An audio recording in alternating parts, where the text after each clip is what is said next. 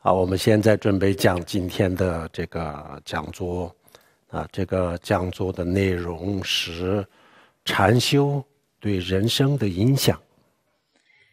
So I'd like to begin with my talk for this morning, and the topic of the talk is the impact or the influence of meditation on everyday life. 禅修就是这些年在西方非常非常的流行，甚至是比我们东方还流行。In recent years, meditation has become very popular in the West. In fact, even more popular than it is in the East. 禅修，来自于东方东方文化里面呢是一个比较主要的一部分。但是这2年在西方，也像美国，就是各行各业里面都有禅修。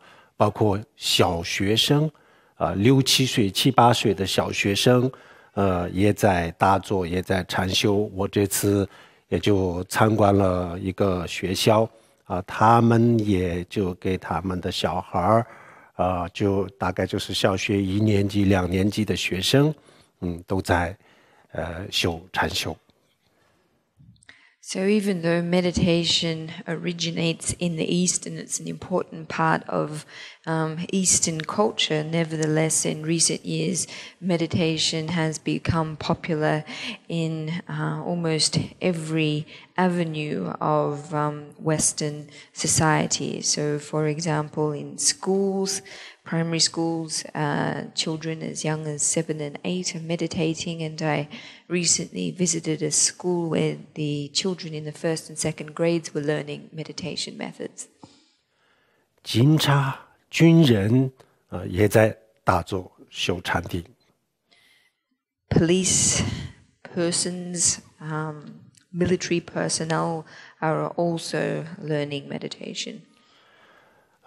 然后尤其是医生、护士他们非常的关心，非常的关注这个禅修。And especially doctors and nurses are paying particular attention to meditation. 那么21世纪像禅修这样子的一个古老的文化，在西方为什么这么流行？So why is it now in the 21st century that meditation, part of such an ancient culture, has become so popular in the West? 禅修的历史很遥远，2500年前释迦牟尼佛出世的时候，印度已经有了禅修。释迦牟尼佛当初呢，也在印度的一些其他宗教的这些修行人、行者那里学过禅修，所以这个禅修的历史都有3000年以上的历史。Meditation has an extremely long history. 2,500 years ago, when the historical Buddha existed, meditation techniques were already in existence. In fact, the historical Buddha learned the meditation techniques of the time. So we can see then that meditation, in fact, has a history exceeding 3,000 years.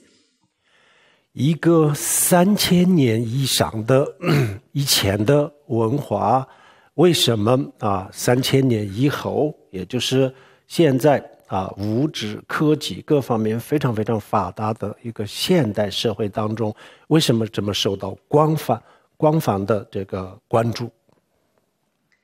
So why is it that this culture or this tradition of 3,000 years is now so popular and has received such widespread attention in a society that is as materially and technologically developed as ours is?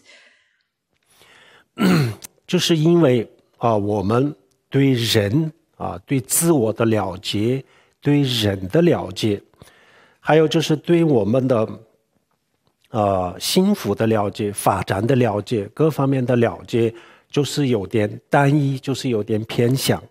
所以呢，为了解决这个问题今天在这个西方就是很多这个各行各业的人都开始关注禅修。The reason is that our understanding currently of human beings, of self, of happiness, of our development thus far are a bit one-sided. So it's in order to deal with this situation or address this situation that people from many different backgrounds are now paying great attention to meditation. 我们为什么说我们对人的理解是比较片面为什么这么讲呢？因为到现在为止，我们认为人就是物质，然后呢，我们人的意识就是一种物质的产物，也就是我们的大脑的产物。到现在，西方的主流的科学主流的心理学家他们的观点到现在也是这样子，要不我们的意识就是大脑，要不就是大脑的产物除了这个以外，到现在还没有其他的。And why is it that I say that our understanding of human beings is rather one-sided? Well, at present, a human is understood to be comprised of a material aspect, and the mind is seen as created by this, created from matter. That is, the mind is seen as created by the brain. So in mainstream scientific opinion, as well as in mainstream philosophy, the mind is either seen as derived from the brain. The mind is either seen as the brain or as a function of the brain. 然后我们的社会上的多数的人比较关注的就是物质的发展我们很多人认为物质的发展这个技术的科技的提升提高我们以为可以解决我们人类的所有的问题可以解决我们的现实生活当中的所有的问题。In addition to this, the majority of people in society pay greatest attention to material development. In general, it's felt that rapid technological progress will enable us to solve all of the problems in our lives. 然后现在我们发现物质是非常的需要，是可以解决很多问题，但是呢，发现物质不能解决所有的问题这样子的时候呢，我们才想到一个3000年前的一个，才发现一个3000年前的一个文化的价值。But we've also discovered that while we really need material development, and whilst material development is able to solve many problems, is not able to address all of them. So it's in this situation that people have turned to discover the value of a tradition of 3,000 years. 古代的人他虽然是没有现在这么高的科技，但是呢，他对人的了解，他对人的精神世界的了解，就是超过了我们现代的很多人。In ancient times, even though technology was nowhere as developed as it is today, nevertheless, the understanding of the human mind surpassed our contemporary understanding. 所以他们创造了一个非常辉煌的精神的文明。So, in ancient times, an extremely flourishing spiritual civilization was developed. 到现在也有实用的价值。And this civilization in our current times continues to have value. 我们的很多的文化、很多的思想流行了一段时间以后，就是变成了过去式，然后就是没有人用，没有人去关注。但是古人他们创造的很多的文明到今天也有实用的价值，还有我们还没有去关注、还没有发现的很多有价值的东西，就在这些古老的文化当中。Much of culture, much of cultural thought, after it enjoys a period of being in fashion, then becomes obsolete, and no one then pays much attention to it. However, in terms of civilization of the past, we can see that it still carries much value for people today. And indeed, there is much in ancient civilization that does have value for us, which is still for us to discover. 我想不久的将来，我们会对人的意识或者是整个的人的这个定义会发生一些革命性的变化。I believe that in the near future, in terms of the human mind, or even our entire understanding or definition of a human being, we'll see revolutionary changes. 那么我们今天要给大家介绍，就是3000年前的一个禅修怎么样一个现代人的生活当中应用的这个方法。So what I'd actually like to talk about today is how is applying a meditation method from 3,000 years ago in our contemporary modern life. 首先古人他们认为人的一部分是物质，另外的一部分是精神人是精神和物质的组合体，人不是全部都是物质，也不是全部都是精神，人是精神和物质的组合体。People in ancient times regarded that humans were made up of both matter and spirit, or matter and mind. They regarded humans as a composite of both of these things. They didn't see humans as being entirely comprised of matter, or on the other hand, entirely comprised of spirit.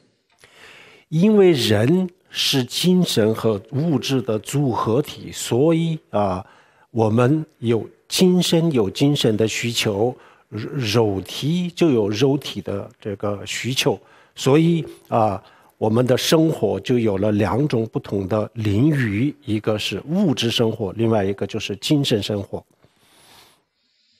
Because we as humans are a composite of both of these things, we have needs corresponding to our mind or our spirit on the one hand, and needs corresponding to our physical bodies.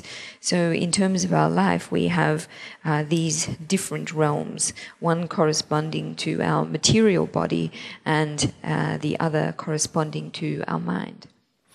那么这2个不同的生活的领域当中无论是哪一个当中，就是缺乏了一些东西，不能满足我们的需求的时候呢，然后我们会感到不幸福、不快乐，甚至是痛苦。So these different spheres of life, so long as there is a lack in any one of them, an inability to satisfy the needs corresponding to one of them, we will experience a feeling of unhappiness and potentially suffering. 过去我们认为贫穷，什么是贫穷？物质生活的这个领域当中得不到满足得不到该有的东西，缺乏一些基本的东西的时候呢，我们认为这个才叫做贫穷。Times gone past, our understanding of poverty has corresponded with the material sphere. Our understanding of poverty has been one whereby one is unable to satisfy one's material needs or where one lacks certain basic things. This is how we have understood poverty. 然后在这个精神生活的领域当中，就是一些该有的东西缺乏，一些基本的东西缺乏了，那这个叫不叫贫穷呢？以前我们很多人认为这个不叫贫穷，我们习惯性的认为贫穷就是物质的缺乏，我们还没有去想到精神上的缺乏是不是贫穷。So in terms of our spiritual life or the life of our mind, in the event that this sphere of our life lacks basic certain needs, in the past it wasn't our habit or we weren't accustomed to regarding this as a kind of poverty. We didn't consider poverty as defined in this way. We regarded poverty as primarily a lack in the material aspects of our life. 但是现在我们发现比如说我们有了非常丰富的物质生活，然后这个物质生活当中我们已经得到了满足但是精神上没有得到满足，精神上的一些需要的东西一些基本的东西缺乏的时候呢，人同样的不幸福不快乐。所以呢我们现在发现贫穷原来不仅仅是物质物质的贫穷，当然大家都知道的是贫穷但是呢精神上缺乏该有的东西，精神的这个领域当中的生活的必需品如果缺乏了，那这个也叫做这个也应该叫做贫穷。However, currently we're in a situation where we have essentially satisfied our material needs. We live in a context of abundant material life. We can appreciate that our minds, if they're not satisfied, if they lack the basic things they need, then people, in the same way as when they lack certain material needs, will experience unhappiness. So we can appreciate now that poverty is not just something that pertains to the material realm of life, which it clearly does, but also very much to lack in terms of the needs of our mind. So we're now able to appreciate that when we have not satisfied the basic things that we need in terms of our inner life, that this is also a form of poverty. 贫穷就是在这个生活缺乏了生活的必需品叫做贫穷那么既然贫穷的定义是这样子，那就精神生活当中缺乏了这个最基本的必需品，那为什么不叫贫穷呢？同样也是贫穷。So if we understand or define poverty to be a lack of basic life necessities, well, if our minds then lack the basic things that they need, why is it that we don't understand this to also be a form of poverty? 那为什么我们以前没有发现这个问题呢？就是人类的发展有一个过程先去关注物质，然后呢物质的问题解决了以后呢，然后再去关注精神。至少相当大的一部分人就是这样子。所以呢我们之前没有太多的去关心这个精神生活当中的精神生活的必需品。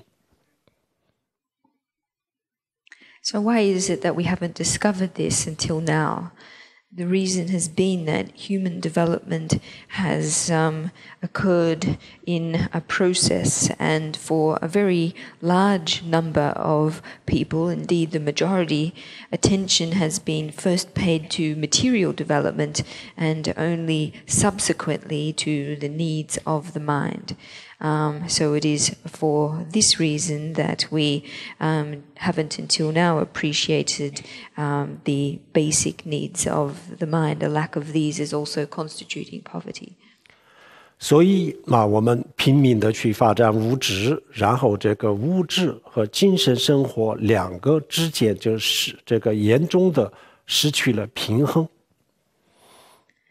So because of all of the great efforts that we've made to develop the material aspects of life, the balance between our material needs or our material life and our inner life has been lost. 所以我们刚刚解决了这个物质生活方面的问题的时候，同时立即我们又面临了另外一个问题，就是精神上的问题。So at a time where we have essentially addressed the material aspects of life, we discover that immediately we are confronted with another problem, and that is the needs of our mind, our psychological needs.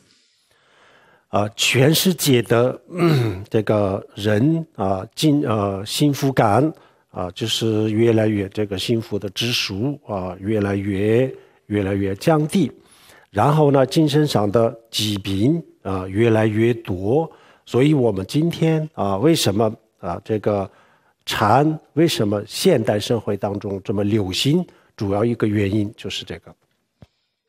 So around the whole world, levels of happiness are on the decline, and mental illness at the same time is on the increase.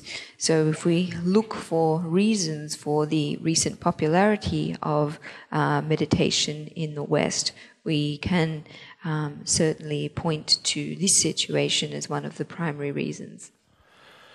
另外一个就是我们人去做一件事情那么除了肉体以外，还需要精神的这个支持。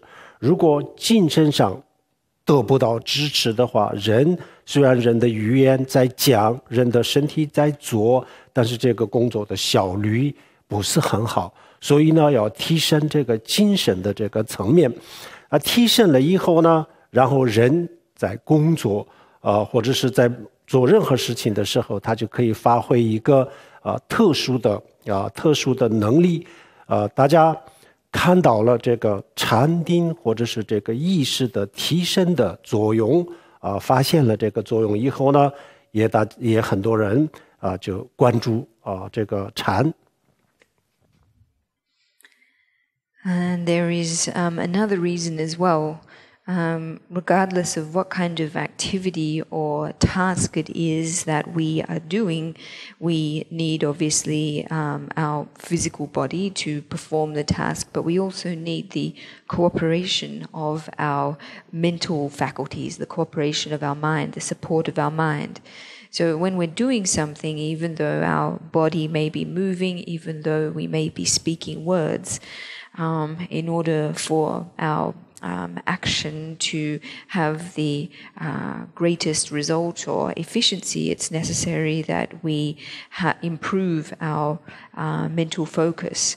And by doing this, it's possible that whatever we engage in, we will be able to achieve it with a particularly a particularly high level of outcome. So having discovered this, many people have taken up an interest in meditation for its capacities in this regard.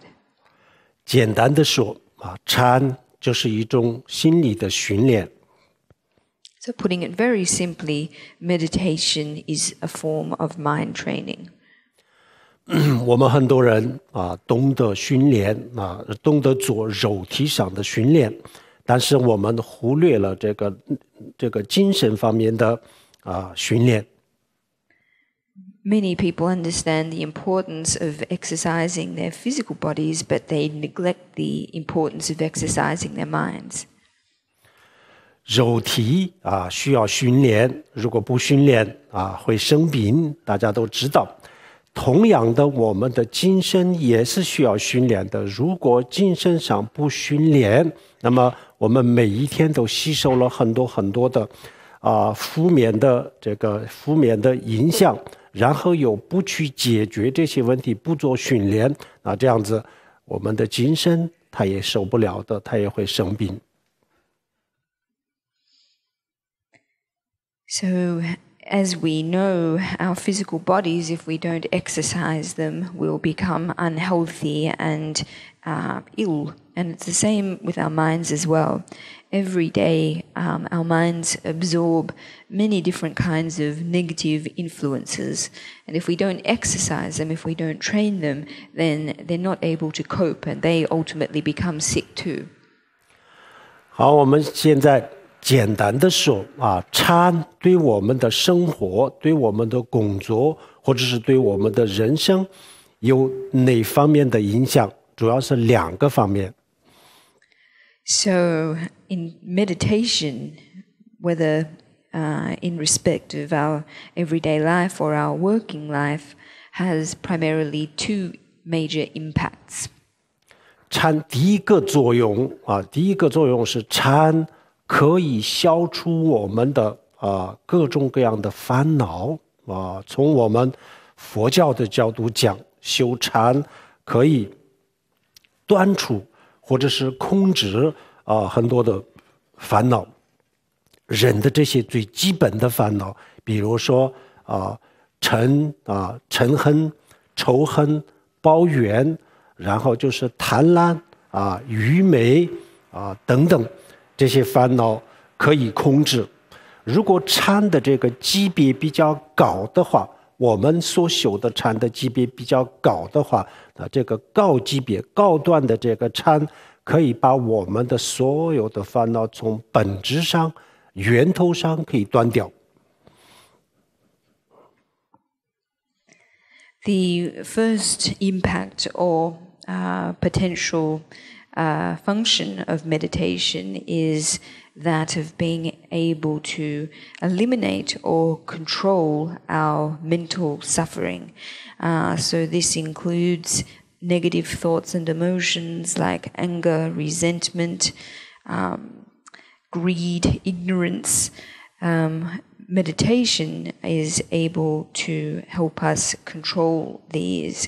And if our meditation is cultivated to a more advanced level, it's actually able to eliminate these negative emotions and thought patterns from the root completely. 然后不是很高端的一般的，也就是比较基础的这个禅虽然不能这些烦恼从本质上断掉，但是呢这个禅就可以控制我们的烦恼。至少我们比如说在一段时间当中坐禅的时候，或者是坐禅结束了以后呢，在一段时间当中可以控制这些烦恼，不会有这些烦恼，可以达到这个效果。And for a more average or basic level of meditation, even though it is not possible with this level of meditative practice to eliminate suffering at the root, nevertheless it is certainly possible to keep our negative thoughts and emotions in check. And for at least the period during our meditation session and for a period of time thereafter, it is possible to bring this suffering into control. This is a result that we can certainly gain from average or basic meditation practice. 然后禅同时也可以消除生活当中工作当中产生的压力、焦虑担忧等等这方面的这些负面的这些情绪也可以消除。At the same time, meditation is able to eliminate negative mental states and emotions that arise in the context of our lives and our working lives, such as pressure, stress, anxiety, worry, etc. 另外一方面呢，禅可以提高我们的这个智慧提高我们的智慧，提高我们的这个慈悲心提高我们对这个世界的了解，对自我的了解。所以修禅并不是一定有什么精神上的问题才去修禅我们比如说心理健康的人也可以修禅，修了禅以后呢，他可以提高这个自己的智慧，然后可以提高自己的这个慈悲心所以呢，禅就有两个这样子的作用。At the same time, meditation practice is able to help us increase our wisdom and increase our compassion, increase our understanding of both the external world and of ourselves. So it's not necessary that a person have some kind of problem in order to practice meditation or gain benefit from meditation. People with healthy minds also can practice meditation and through so doing increase in their wisdom and increase in their compassion. So these are two other benefits of meditation practice. 好，这个是简单的说禅对我们的这个作用帮助另外一个呢，我们再介绍禅它禅到底是什么。 So that in a nutshell is the benefits or are the benefits that meditation can bring us in our lives. I'd like to now go on and talk a little bit about what in fact it is that what in fact meditation is. 禅就是禅这个字来自于印度的梵文，在梵文里面叫做萨曼达。那萨曼达它的意思是什么呢？就通过一种训练，通过一种方法，把我们的意识可以达到一个非常平静的状态，可以达到一个非常平静的状态。在我们现实生活当中，我们的这个意识就是不断的在这个波动，而且这个波动的幅度有些时候是相当的大。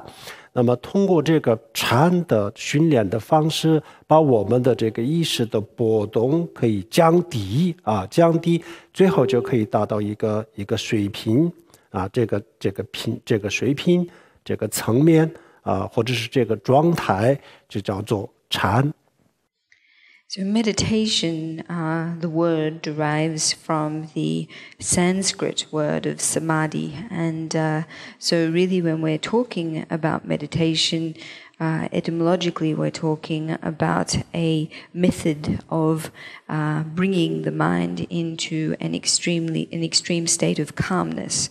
In our everyday lives, our minds are typically far from calm. They experience great fluctuations, often of a very significant extent. So, in fact, meditation then is a method for bringing these, making these fluctuations less until we achieve a state of calmness in our mind. And this state of calmness is referred to as meditative concentration. 然后通过这个禅的训练的方法，我们的心达到一个非常平静的这个状态，这样子的时候呢，在这个状态当中，人的心和身都可以达到极度的放松极度的放松。在我们的生活当中是永远都不可以达到这样子的这个放松，达不到这样子的放松。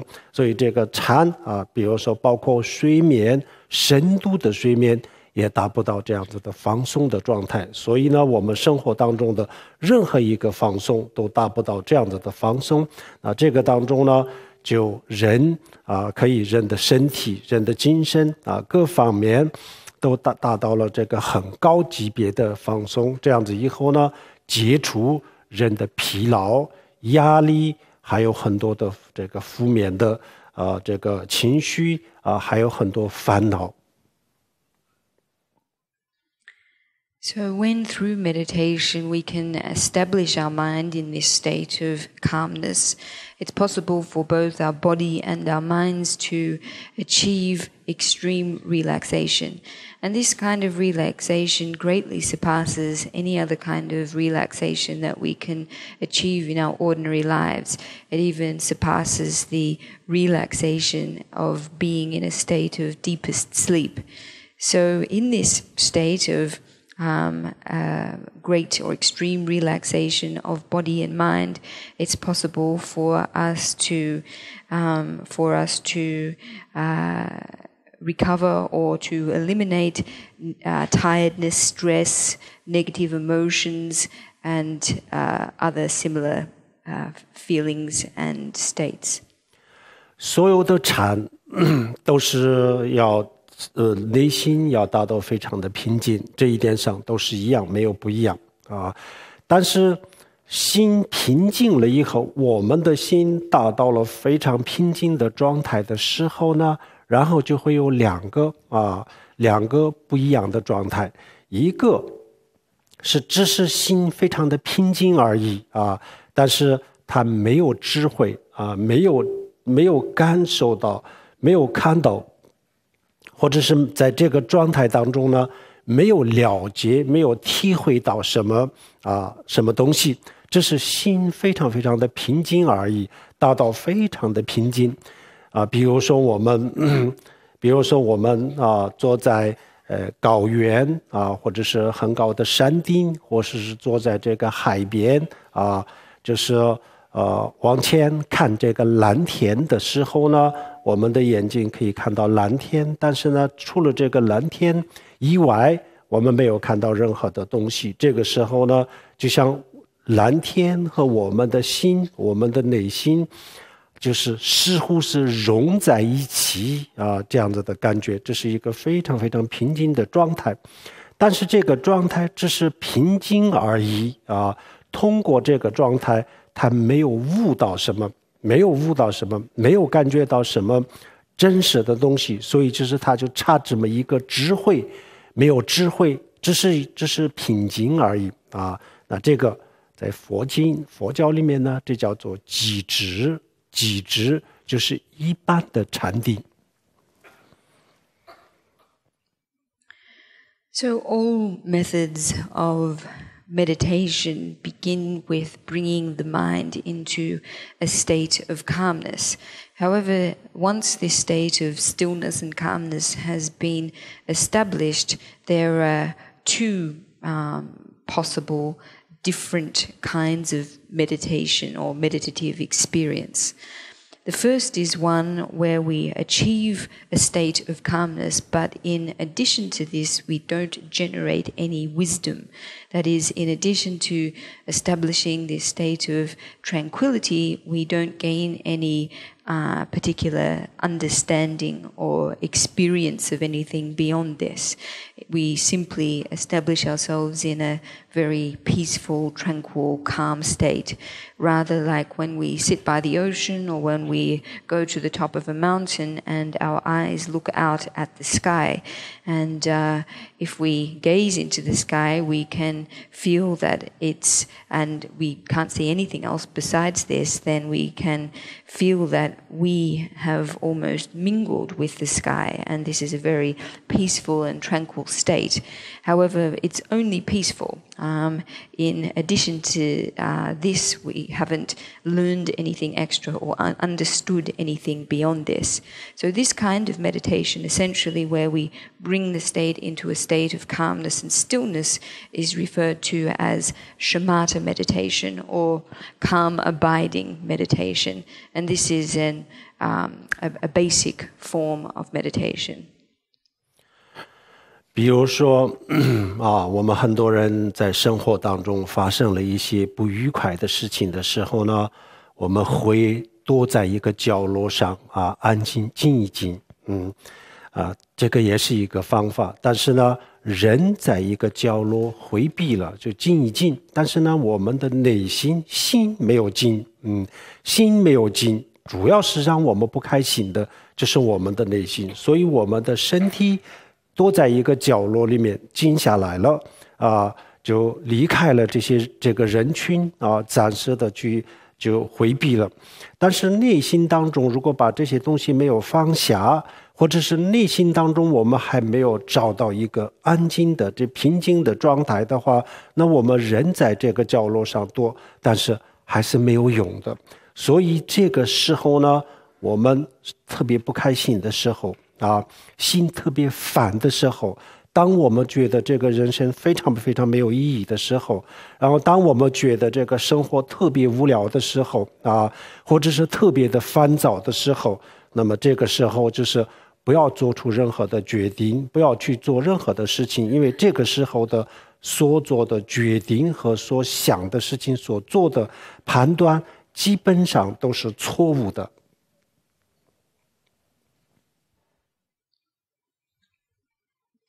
Usually, when we experience something that is unhappy or unpleasant in our lives, we seek to hide in a corner, in quietness.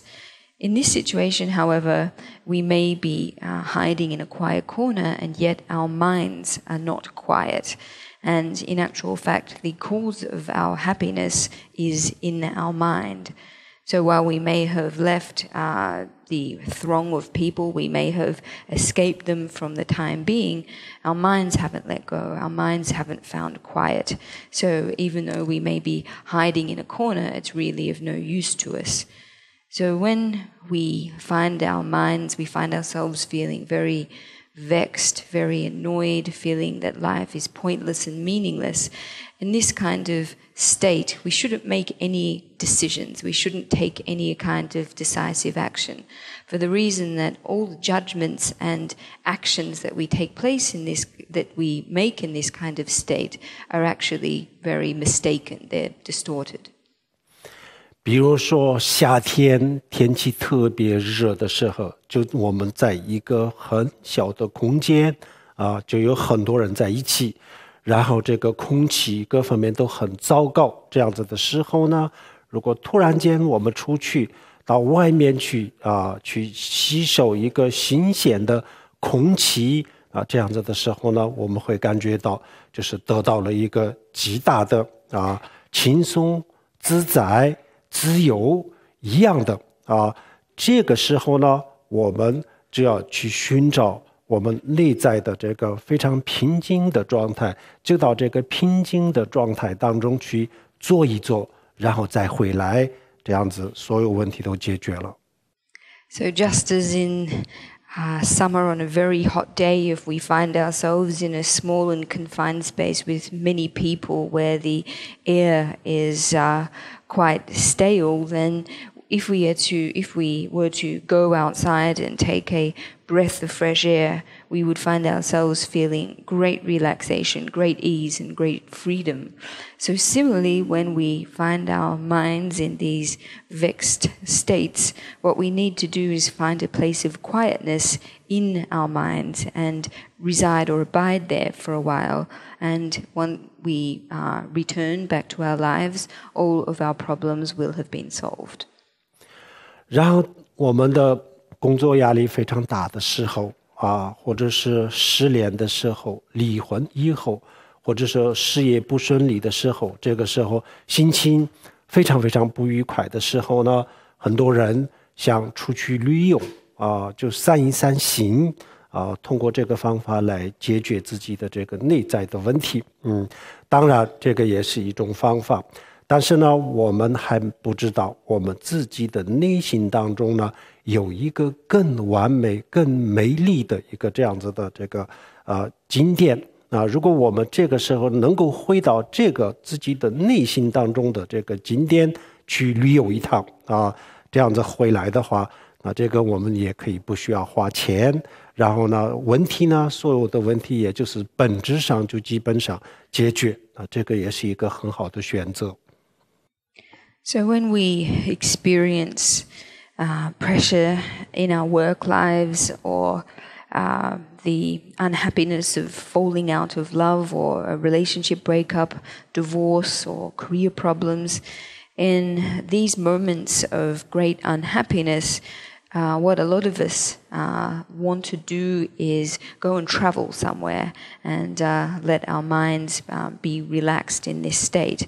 Of course, this is one approach that we can take. However, something we don't realize is that within our minds is an even more perfect, beautiful place that we can travel to. And if we are able to travel to this place or this state and spend some time there, then for one thing, we don't have to spend a lot of money, and then secondly, through returning from this place, we will have essentially been able to solve most of our problems at the root. So this is a very good choice for us to make. 我们遇到问题的时候，总是到外面去寻找解决的方法啊。那有些时候我们可以得到一些解决的方法，很多时候得不到。如果能够得到的话，这个问题的解决方法呢，它不是一个很完美的东西啊，只是一个暂时用一个这样子的方法来控制一下而已，所以这个问题还是没有解决，还是存在。所以我们有些时候呢，还需要一个内在的一个解决问题的方法，这个也是非常重要的。因为我们的问题呢，当然外面的这个就很多事情也是一个让我们不开心、不幸福的一个来源，但是呢，主要的来源就在我们的内心当中。如果我们的内心有一天非常的强大，可以面对所有外在的这些不顺利、不开心的东西的话，那么很多很多的这些事情不会影响到我们的这个幸福感，不会影响到我们的内在的心。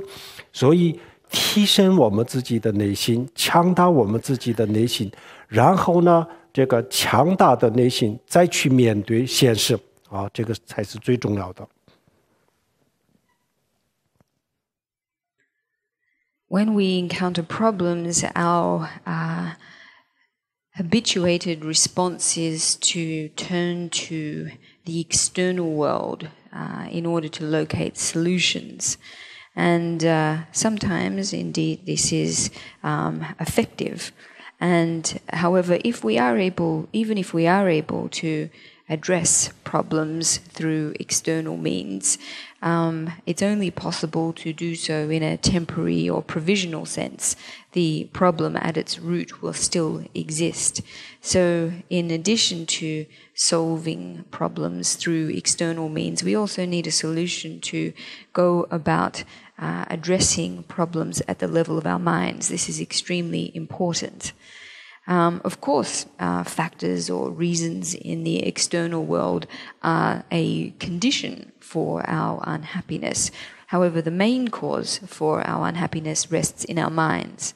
So if one day we're able to make our minds extremely robust, such that we can face any situation or problem that comes up in the external world, then these situations won't affect our minds. So, in fact, strengthening our minds, fortifying their capacity is something that's very important. 外在的优美的环境可以让我们感觉到幸福快乐，同样的，我们的内在的这个优美的环境，也就是这个禅修的这个状态，同样可以给我们带来平静自在、轻松或者是幸福。So just as an external environment that is beautiful and pleasurable is able to give us a feeling of happiness and joy, so too is an inner state of beauty achieved through meditation practice able to give us a feeling of tranquility, of ease, of relaxation and happiness. 但是我们现在用的这些方法都是外在的方法，我们基本上都没有去关注一些内在的方法，都到外面去寻找方法。那所以我们有些时候能找得到方法，适合的方法，很多时候也找不到方法那么找不到方法的时候呢，我们就那个时候就觉得很无奈就很多人会选择一些极端的方法来解决，所以这个都是因为我们不了解内在的方法，然后就是不知道怎么去寻找内在的方法所以出了这么多问题。所以我们现在需要的是什么呢？需要外面的方法也需要的，比如说我们把内在的问题全部解决了如果到外面去，在现实生活当中不去解决的话，那问题还是存在的。现实生活当中的问题和工作当中的问题仍然是存在的，也需要解决。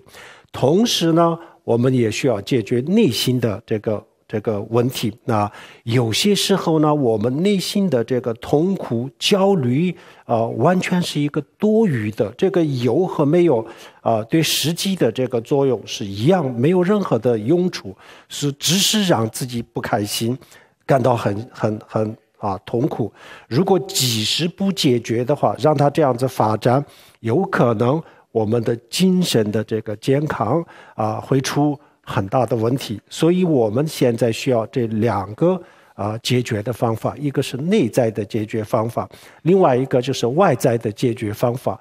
外在的解决方法呢，现实生活当中大家都在用工作当中都在用。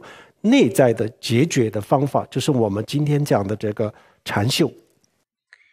So we are really accustomed to relying on external methods to address our problems rather than relying on inner methods to do so.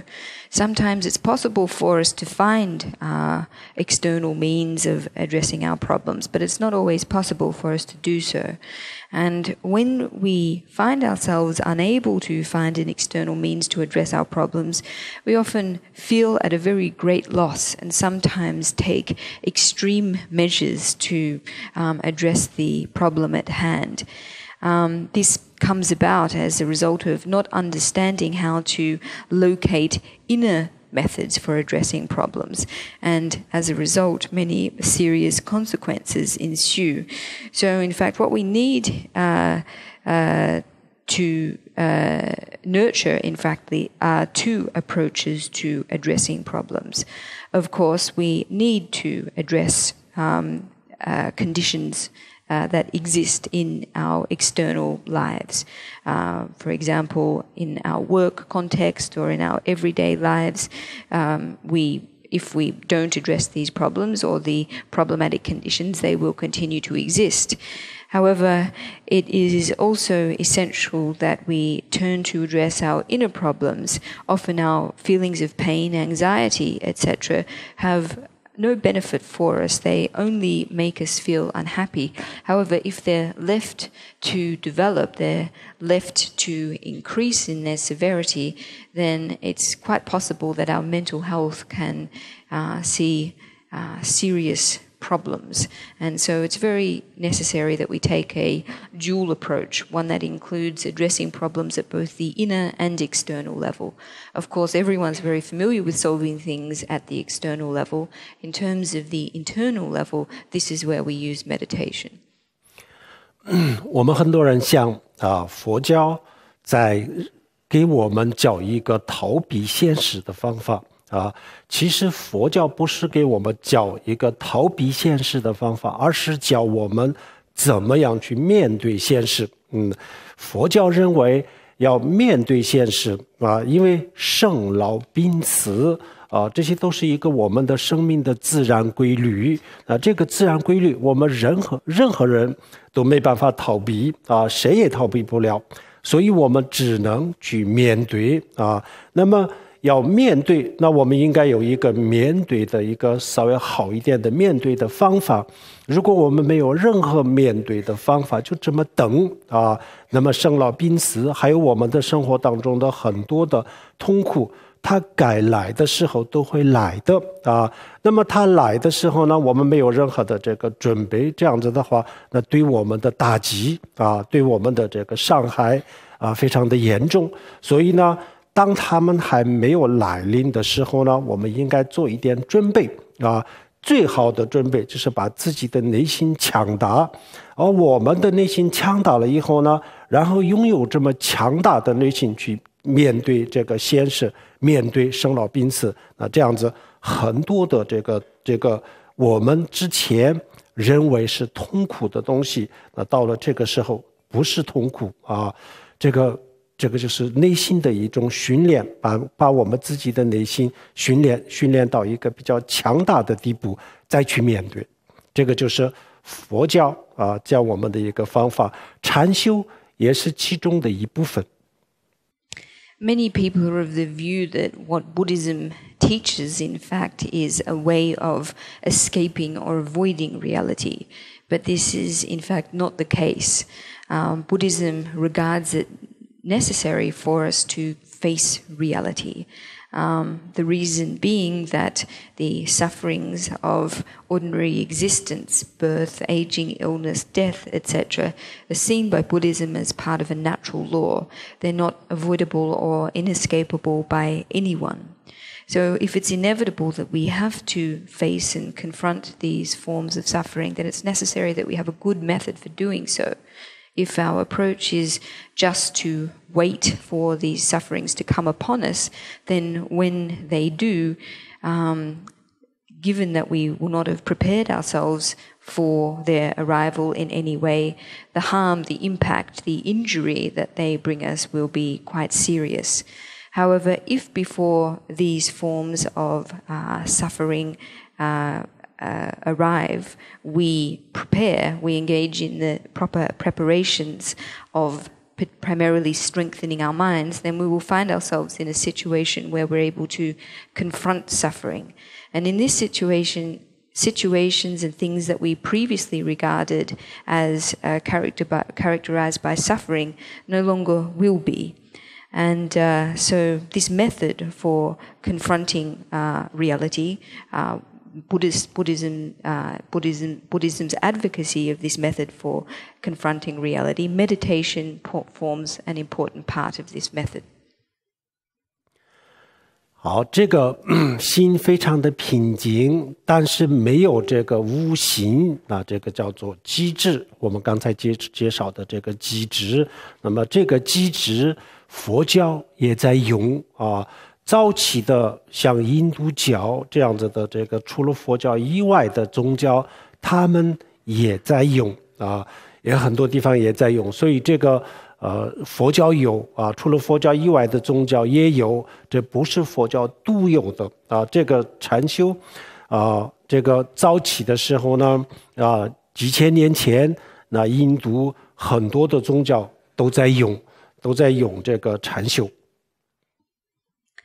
So this meditation practice where we bring our minds into a state of calmness and yet into a state of calmness and yet not one where we generate wisdom in addition to this state is referred to as shamatha meditation or calm abiding meditation. This is a meditation method that is part of the Buddhist toolkit of meditation methods. However, it's not exclusive to Buddhism. It's also found in the meditation traditions of other ancient Indian religious schools. For example, several thousand years ago when Buddhism first originated, this kind of meditation was also being used by other religious schools at the time. So it's not exclusive to Buddhism.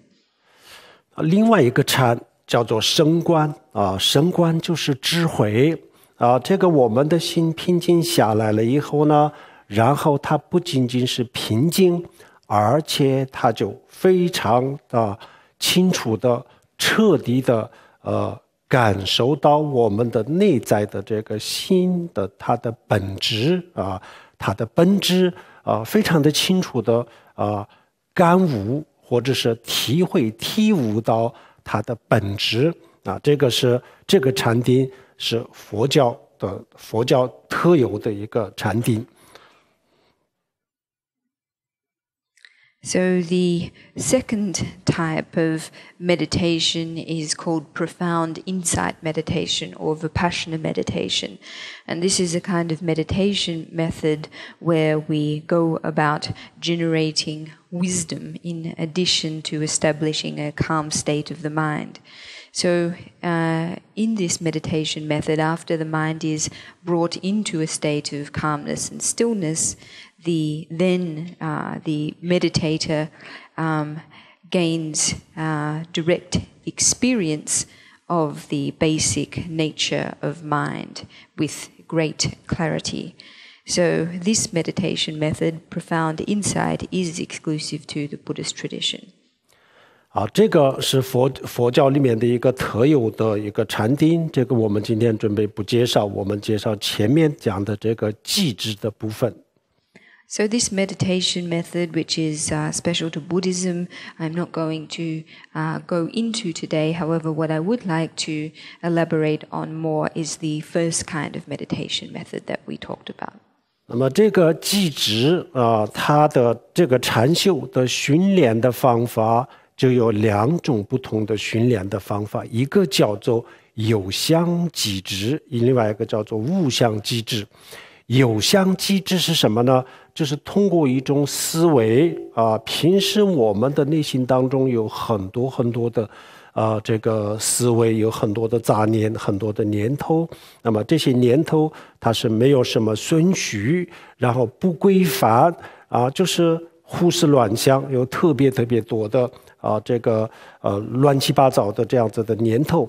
那么现在通过这个禅修的方法，把这些各种各样的这个念头把它规范只允许有一个念头，只有一个念头除了这个念头以外呢，其他的这些念头就逐渐的放下，让我们的心去想一件事情让我们的心去关注某一个东西，其他的都放下来。那这样子叫做有相有相就是心里边还是有一个东西是可以去思考的或者是我们的眼睛去看某一件物体，然后把我们的心专注在这个物质上然后心静下来。那这个是一种方法，那这个方法叫做有相的寂止。So in terms of shamatha meditation or calm abiding meditation, there are essentially 2 different approaches. The first, they are meditation with signs or with form, and shamatha meditation without signs or without form. So the shamatha meditation with signs is one where we bring our thought activity into focus on one single object. So usually in terms of our thought activity, there's usually a great deal of it taking place in our mind. It's chaotic. There's no order to it whatsoever. So in this meditation method, what we do is bring that thought activity into focus on one sole object, and in so doing we cause the rest of our random thought activity to subside, and we concentrate our attention on one object. Another approach is to fix our gaze on one object, and in so doing to bring our mind into a state of calmness. So this kind of meditation method is one that permits us to have an object of thought focus. 然后第二个就是无相的寂止无相的寂止呢，比如说我们的眼睛也不需要去看某一件不需要刻意的去看某个物体，然后呢我们的内心也不需要去思考，不需要去思维，把所有的这个思维，所有的念头都放下来，就是达到一个非常平静的状态的时候呢，然后就停留在这个状态当中，然后继续这样子的方法叫做无相的寂止。So the second type of shamatha or calm abiding meditation is that using no signs or no form. So in this kind of meditative approach, it's not necessary for us to focus our gaze on a particular object or to focus our thought on a particular object either. In this kind of meditation, all thought activity, all thoughts, all discursive activity is completely abandoned. And when we are able to establish ourselves in a calm state free of thoughts, we simply abide in this state. 那这两种这个训练的方法，比如说一个佛教徒修，在这个佛教的信仰的基础上修的话，那就成为他的一个佛教的修行。如果没有这个佛教的信仰，或者是没有任何的信仰的人，也可以修。如果这样子的话，那这个方法呢，它可以作为一个他的一个内心的一个训练。那内心训练好了以后呢，就我们做任何事情，注意力可以集中可以很集中。现在我们很多人，比如说做事情的时候心静不下来。然后就是注意力不能集中，比如说学生学习的时候注意力不能集中，然后呢上班的时候很多人的这个工作上然后就精神不能集中，经常都出现很多的失误，很多的问题然后就是出了这些问题以后呢，然后就因为这些原因内心当中有更加的烦躁，然后内心更加的烦躁以后呢，然后在工作上又出更多的问题，更多的失误这个就是完全是一个恶性循环现在这种情况是非常非常严重的为什么这么严重呢？因为我们过度的依赖物质，然后我们每一个人的身边，每一个人的手里就有太多让我们的心非常非常分散非常散乱的这样子的东西。这种东西太多了以后呢，逐渐的我们的精神就变成了一个就根本就没有办法静下来，根本就没有办法静下来去思考某一个事情就变成了一个这样子的状态这个是很可怕的。人静不下来，人注意力不能集中，这样子的话，那很多比较重要的事情要做一个比较重大的决策，或者是要做一个研究，或者做一个这个学术方面的研究等等，很多时候一定要这个注意力是非常非常高度的集中的这个时候集中不下来的话，就出很多问题所以禅修这个时候的我们刚才讲的这种禅修，没有信仰的人就是为了达到这个工作的效率更高，学习的效率更高，也可以修禅修，这种禅修。So these two types of meditation are ones that if a Buddhist practitioner practices upon their background or of religious faith, these kinds of meditation form part of their Buddhist practice. However, for someone who doesn't have any particular religious faith, these meditation methods can still be practiced, and since they aren't practiced against a background of religious faith, they simply function as mind training methods. In respect of any activity we might be undertaking, it's necessary for us to be able to focus our attention properly. These days, many people find themselves not being able to calm their minds, and they find themselves not being able to focus their concentration. And as a result, in the course of their study or work, they often make all kinds of mistakes. In addition to this, our minds these days are probably more restless than ever before, and therefore we make more mistakes, and essentially this constitutes a vicious cycle which is very serious. It comes about because we these days have an excessive reliance on material things. In our midst there are so many potential sources of distraction, and this creates a situation where we're not able to calm our minds, we're not able to focus and think about one particular thing. So this is a really terrible situation in terms of important decisions we need to make, important tasks we need to accomplish, important research we need to complete. It's very necessary that we do these things with a very concentrated, very high level of concentration, because if we don't, then problems will certainly result. So this kind of meditation approach, it's not necessary that one has Buddhist faith in order to engage in it. People who are simply looking to improve their efficiency in their work lives and in their study lives can also profitably benefit from this approach. 好，接下来给大家介绍一个禅修的一个简单的训练的方法。So I'd now like to just introduce to everyone a simple meditation method. 我们平时有没有修禅修有修禅修的举个手，我们看看。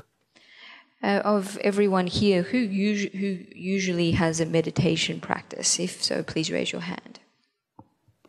我们有1/3的人平时都有修禅修，非常好。So there are about 1/3 of us here who have a regular meditation practice. This is very good.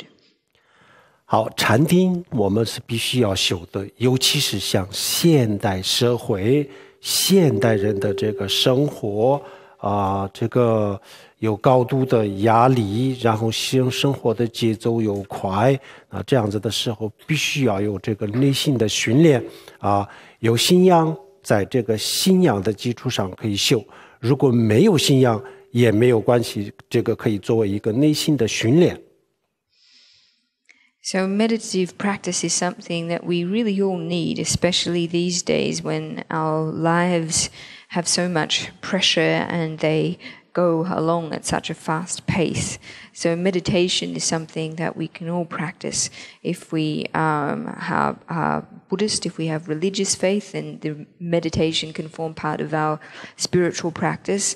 Otherwise, meditation practice can serve as a form of mind training. 我们可以不学佛，也可以不信任何的这个宗教，但是呢，内心的健康是不能没有。So we don't have to be Buddhists, and in fact it's not necessary that we have any religious faith. However, health in our minds is something that no one can afford to be without. 所以每一个禅修对每一个人来说是有用的，应该大家都去修。So meditation, every meditation method has potential benefits, and meditation is something that everyone would benefit from practicing. 好，首先我们禅修的时候要注意3个方面，一个是我们的身体的姿势的方面，第2就是呼吸第3是我们的心态就要关注就要注意这3个方面。So when we are meditating and as we begin a session of meditation, it's important that we pay attention to 3 things. The first is the posture of our body, the second is our breath, and the third is our mental attitude. 身体的姿势也是很重要，尤其是我们刚刚开始修禅修的人来说，这个身体的姿势也是很重要的。然后我们的禅修的这个功夫达到了一定的层次的时候呢，然后这个身体的姿势就不一定一定要这么去做，那个时候我们怎么样都可以的。但是早期的时候呢，这个身体的姿势也是非常重要的。So our bodily posture is very important for meditation practice, especially for beginners to meditation. Once we reach a certain level of accomplishment in our meditation practice, it's not necessary that we observe these points of bodily posture to the letter. However, particularly in the early stages of our practice, doing so is very important. 好，身体的姿势有7个方面。第一个我们打坐的时候，如果方便的话，要盘腿，要把腿盘起来但是比如说有些人盘腿不方便的话，那也可以这样子坐在椅子上打坐，也不是完全不可以，可以的。但是如果能盘腿，就盘腿席地而坐，然后盘腿，然后这个打坐的时候呢，也有一个坐垫叫做禅垫禅垫是后面稍微比较高一点前面稍微矮一点的这样子的垫子坐垫。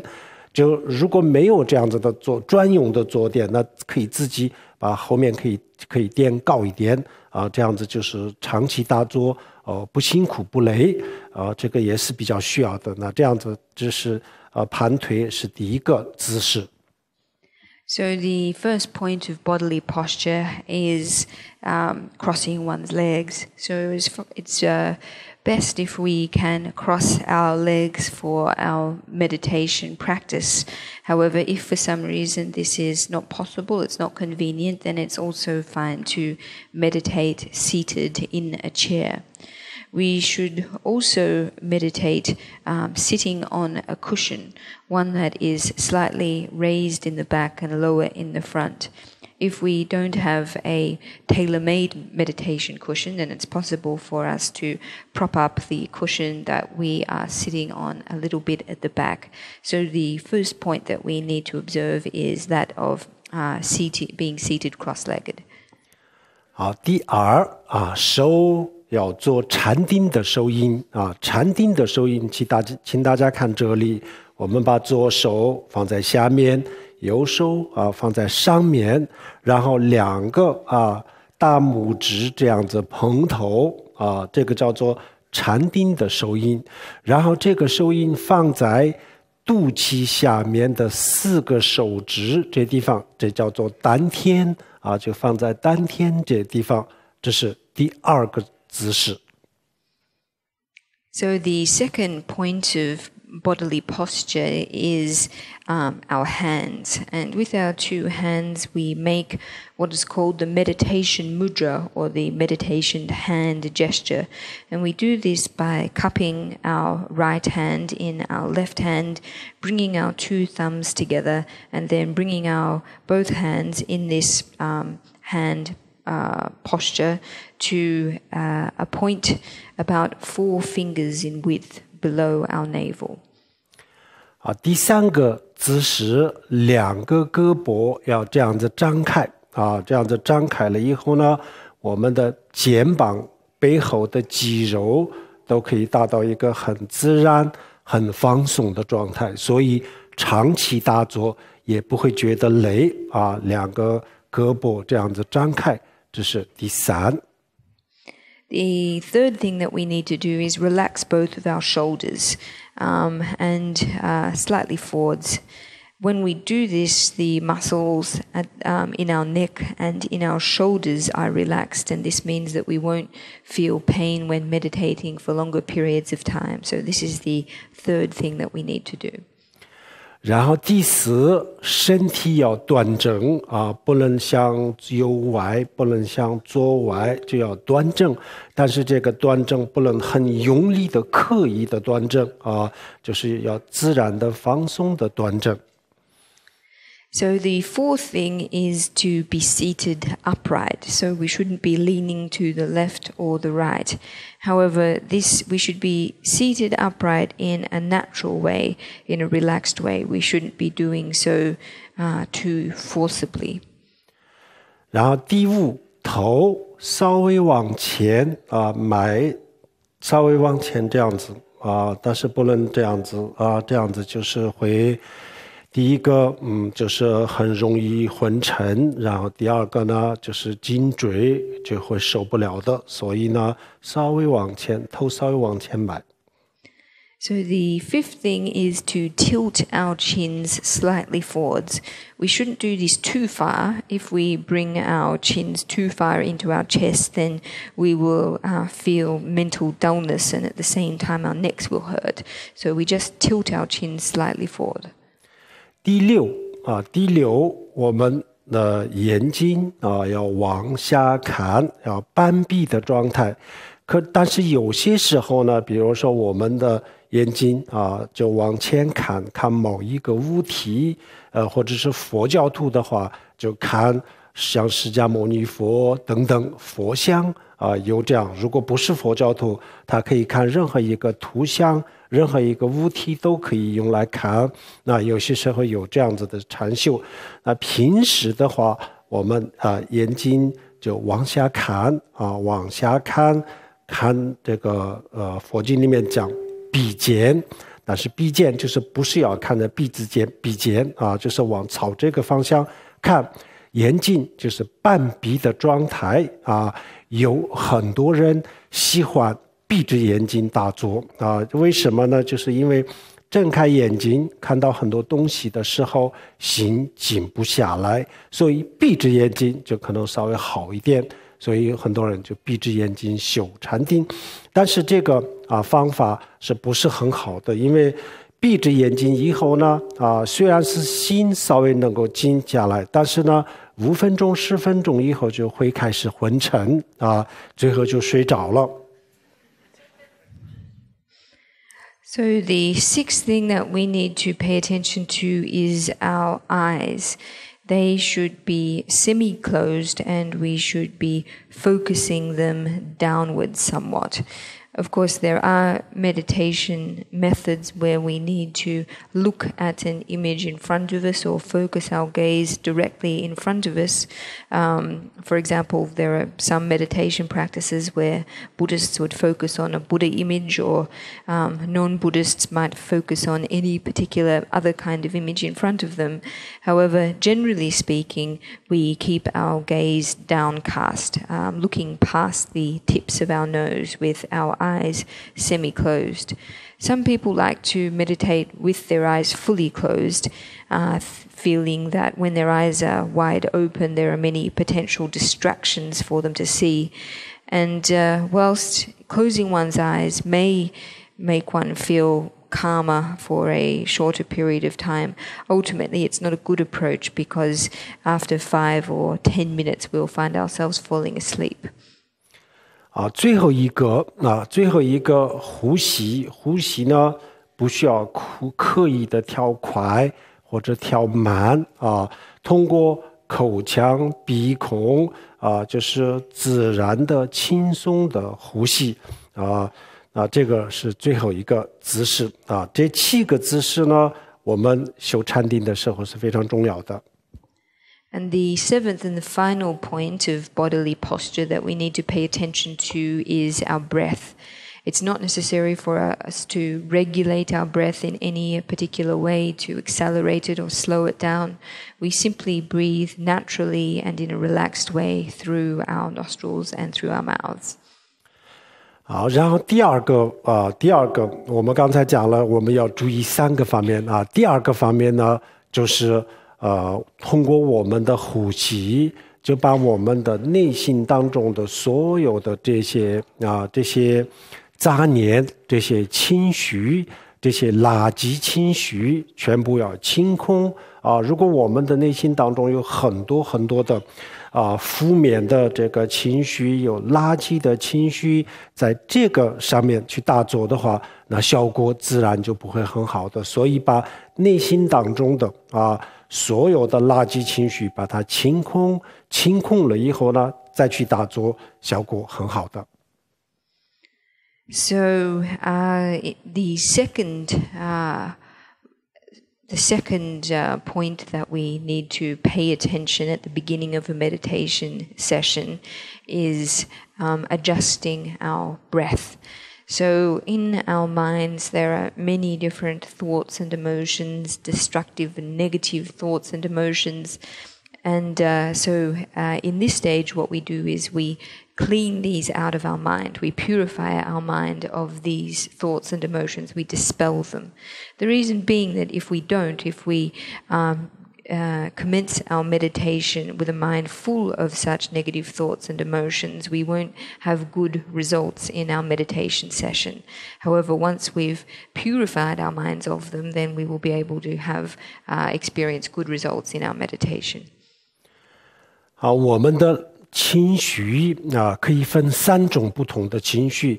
第一个叫做毁灭性的情绪，这个是非常严重的情绪，比如说这个仇恨、抱怨、生气然后严重的这个贪婪等等这个对自己的伤害、对别人的伤害都很严重的，杀伤力很大，所以叫做这个毁灭性的情绪这是第一。第二叫做负面的情绪负面的情绪呢，虽然没有那么严重它的杀伤力没有那么严重，但是呢，就是让自己特别不开心，比如说炫耀、攀比，还有一些工作上的一部分的压力这类的，叫做负面的情绪。然后第三叫做垃圾情绪啊，垃圾情绪呢，它没有前面的两个那么严重啊，但是呢，就是没有什么意义啊，没有什么意义的这些念头啊，我们每一天我们的内心当中有特别多的念头，但是绝大多数的念头实际上就是没有什么价值，没有什么意义啊，没有什么意义。这样子的念头呢，这些都叫做垃圾情绪。那这三种不同的情绪都要清空啊，都要清空。如果不清空啊，如果不清理，那这样子我们打坐的效果是不会很好的。It's possible to divide our thoughts and emotions into three different kinds.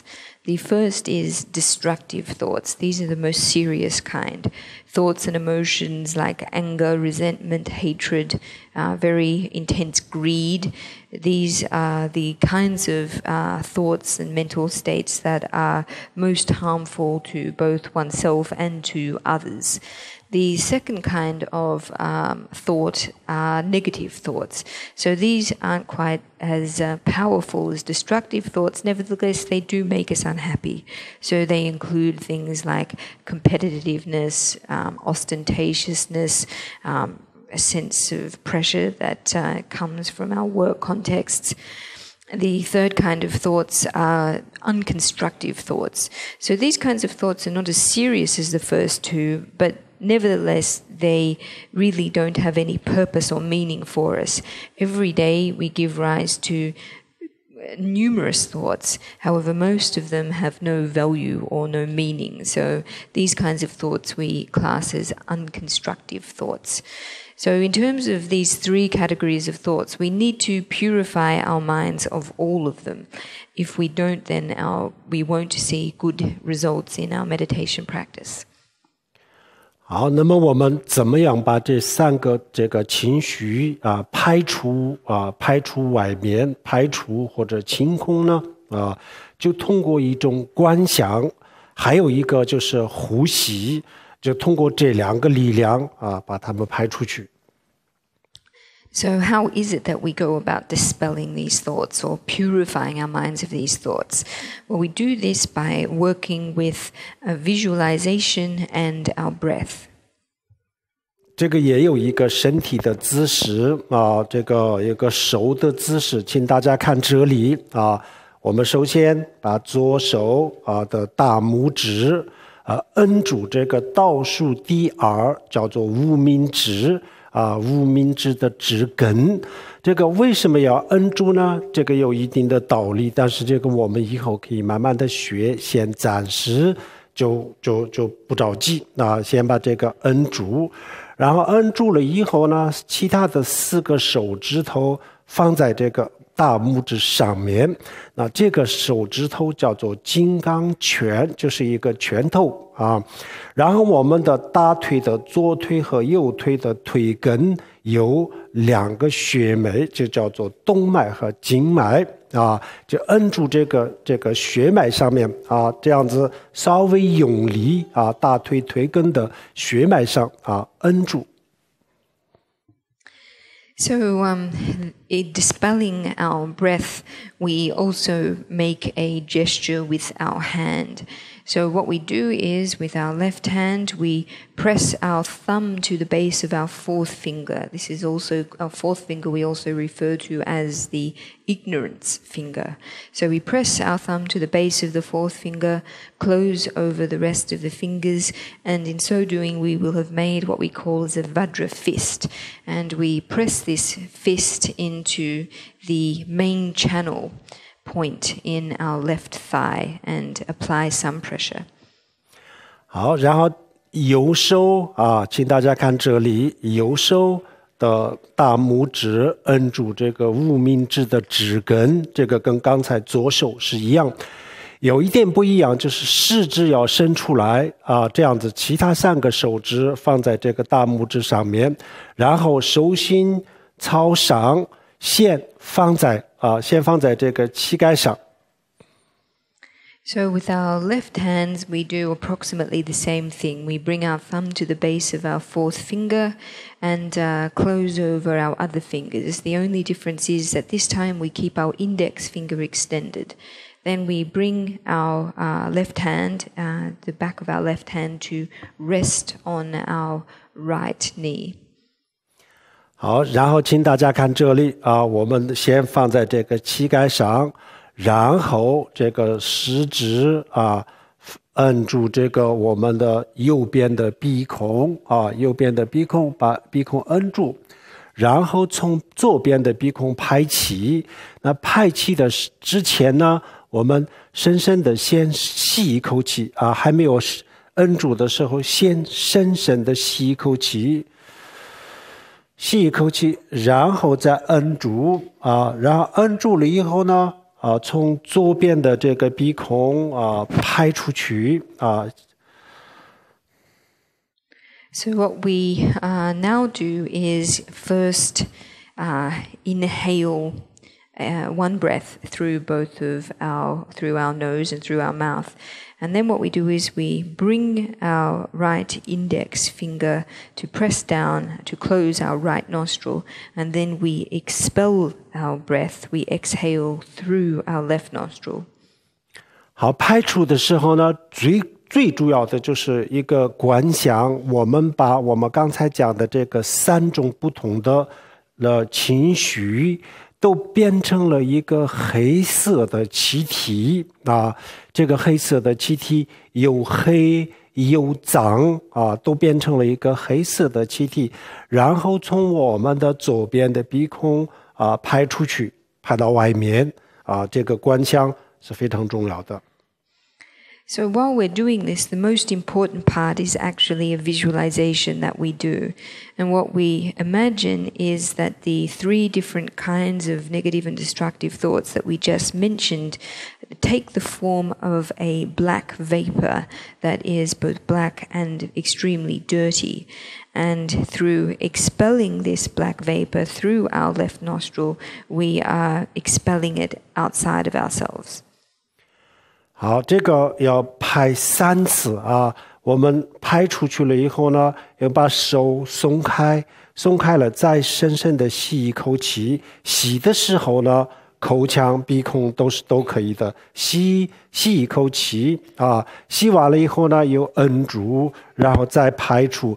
排出的时候，这个观想非常的重要。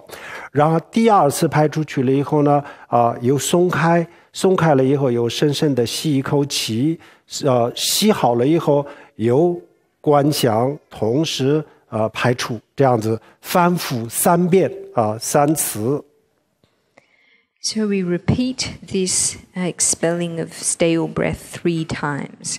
After we complete the first one, we let our hand go. We inhale once through both of our nostrils. Then we bring our right finger back to our nostril again and expel the stale breath through our left nostril.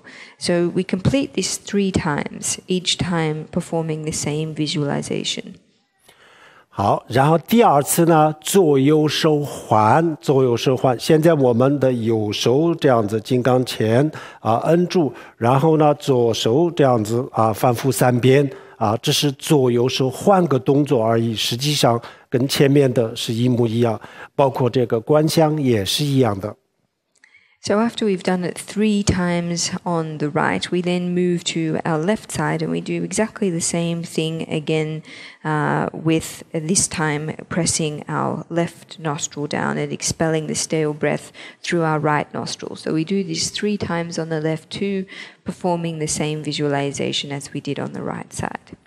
好，第三，请大家看这里，我们左手和右手2个这样子做金刚钳头，然后同时放在这个经脉和动脉上面摁住，然后呢，深深的吸一口气，从左边和右边2个鼻孔同时排气。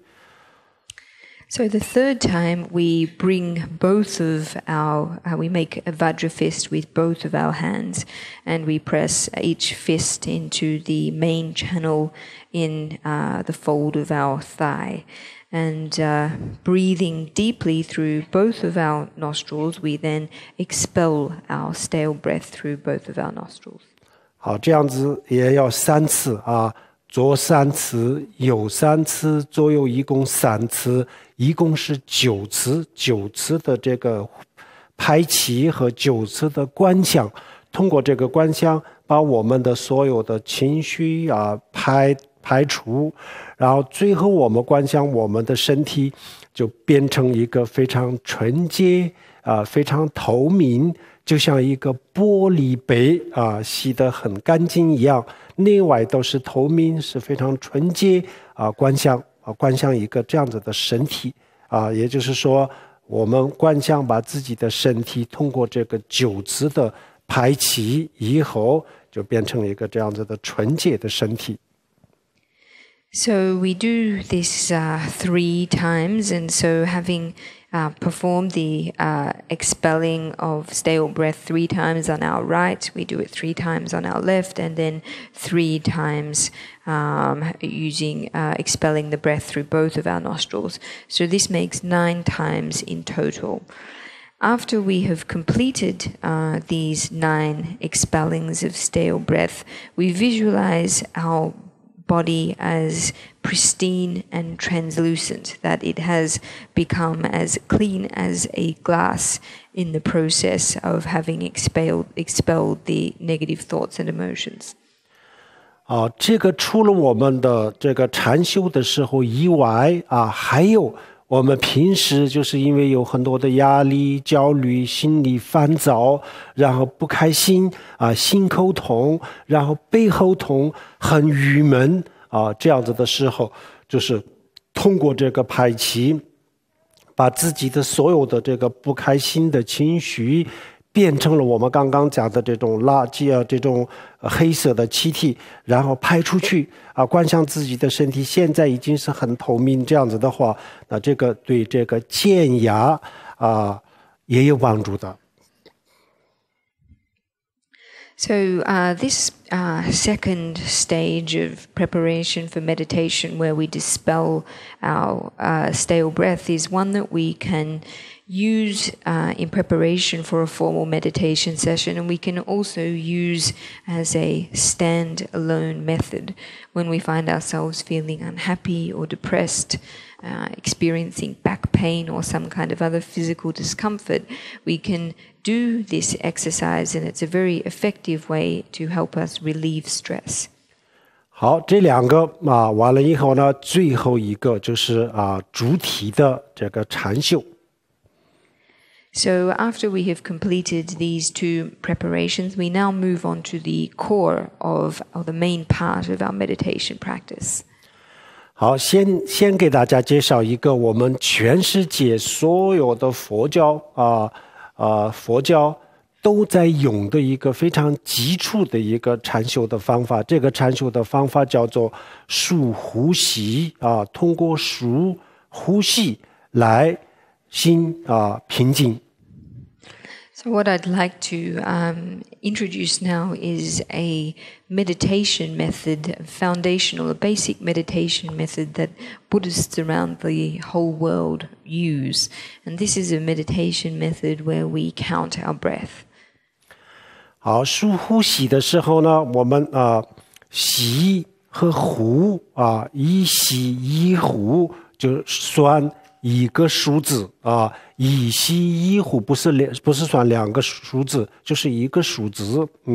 那这样子这个数字从1就数到71、2、3、4、5、6、7，然后到了7以后呢不能再多。如果是11、12、13佛教里面有些是可以数到1到10也有，但是呢，如果20、30这样子数多了，那我们的这个精神还是不能集中，心很散乱，所以这个数字最好从1数到7，然后到了7以后呢，然后又回到1，然后又数到7，那这样子可以数1个7、2个7，或者是10个7，或者是1个小时里面呢，整个全部的过程都是用来这个数呼吸都可以。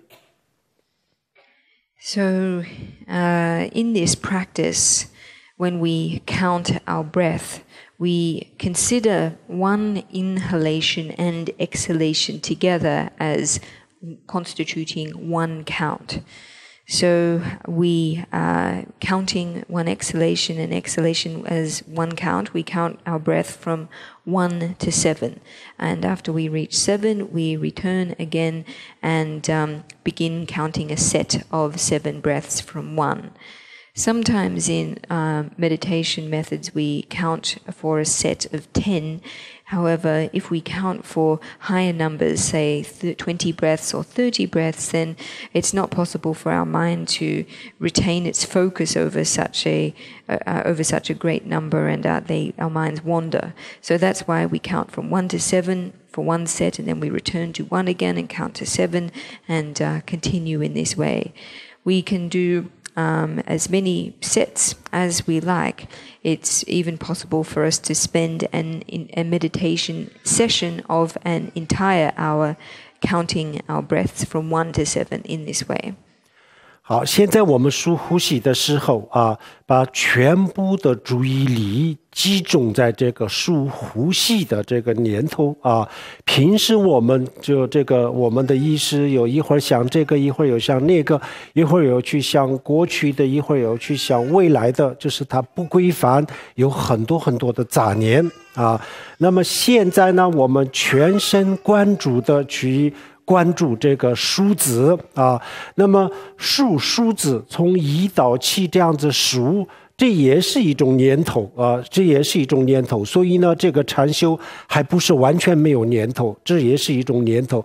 但是这个念头只有一个念头，把其他的所有的念头其他的所有的杂念都已经不存在，只有一个念头。所以呢，相对来说，我们的心这个时候可以达到一个非常平静的状态。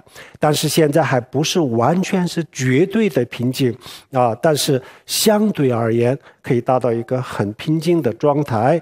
那这个时候我们数呼吸很重要，但是更重要的呢，除了数呼吸的这个念头以外不能有任何的杂念。如果我们不关注这个念头，有其他念头，那这个修没有修都是没有用的。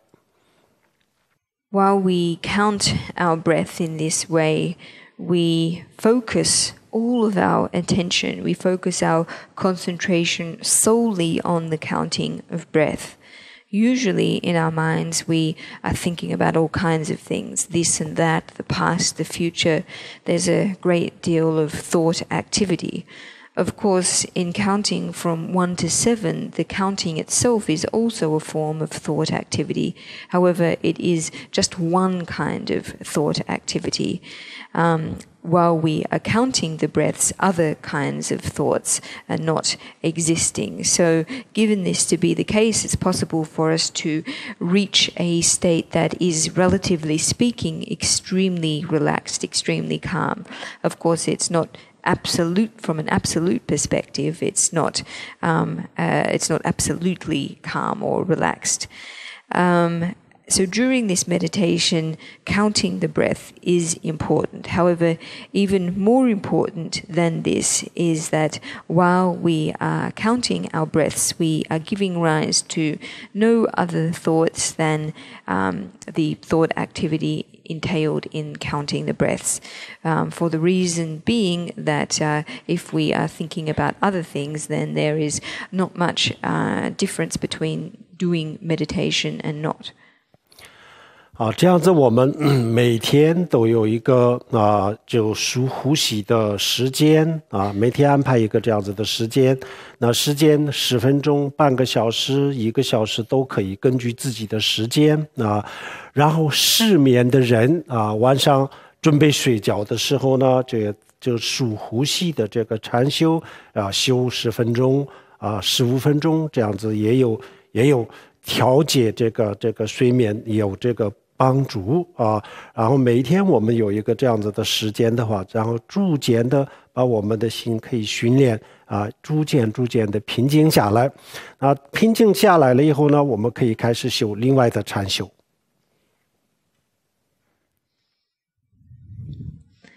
So we can make time every day for counting our breath in this way, whether it be 10 minutes or half an hour or an hour. It's really up to everyone according to their own circumstances.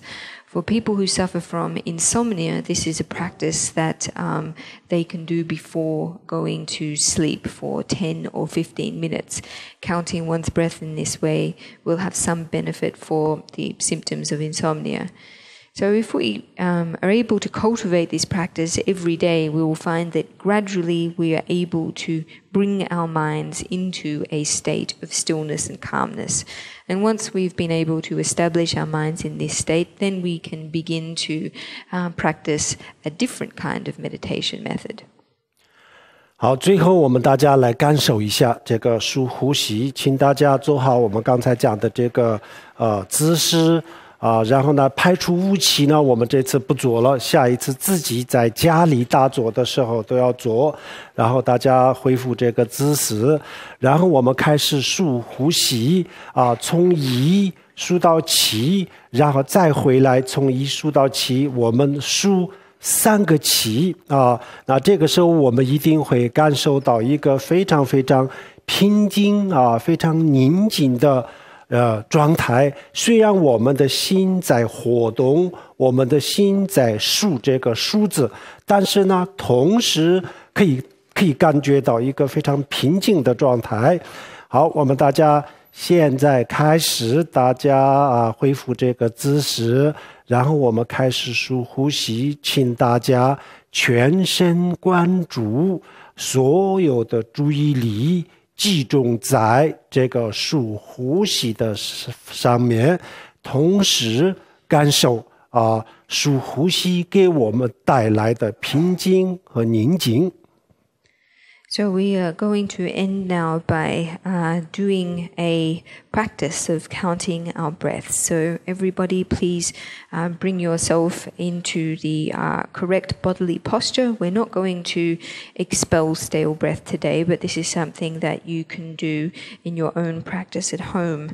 So during this meditation, when we count for sets of breath from 1 to 7, we're going to do this 3 times, 3 sets of counting the breath.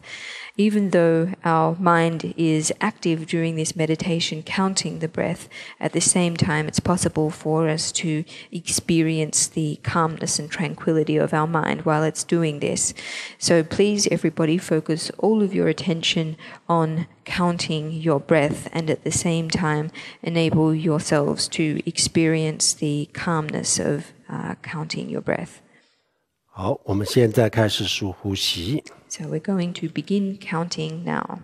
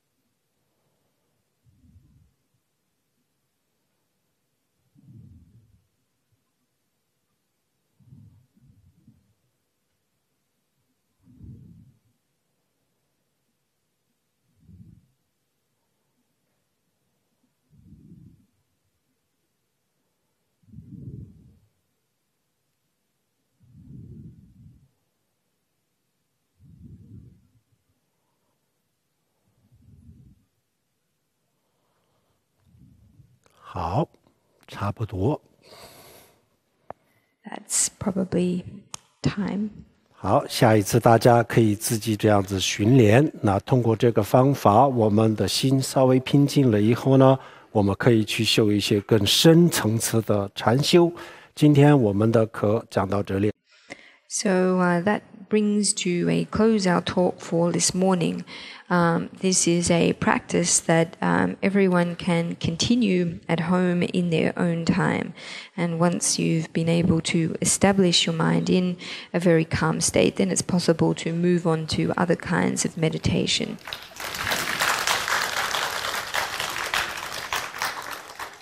谢谢大家，扎西迪嘞。